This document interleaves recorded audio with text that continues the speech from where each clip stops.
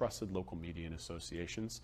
So what does that mean, right? Back in the day, when I say back in the day, up until recently, right, it was bulk directory submissions, things like Hot Frog that people never really used. They were just online directories that was a quantity game, very little about the quality or the relevancy of it. Now we're talking about building an additional list.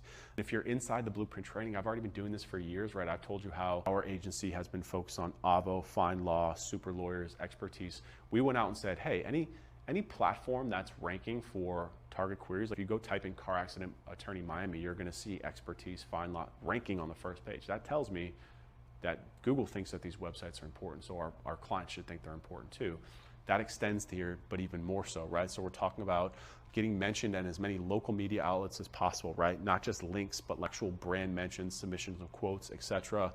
Government, nonprofits, getting back to doing those .edu submission links or sponsorship links, community sponsorships and mentions, and then industry trust directories, right? So national recognized organizations, if you specialize in dentists, doctors, lawyers, anything accounting that has certifications, you should find as many of those websites as possible. Even if you have to pay to get on them, you should get on them, get a profile, build that profile, optimize that profile, and try to get a review on that profile if possible. All of these things are going to send massive amounts of trust and authority signals to these LLMs that are really, really going to help you out. So then on-site content when it comes to SEO is very standard, right? Your schema, building the page right. And then again, I talked about this, conversational content that matches natural queries, getting off of this bland, straight up ripping keywords from tools and then using that to build content. We have to think.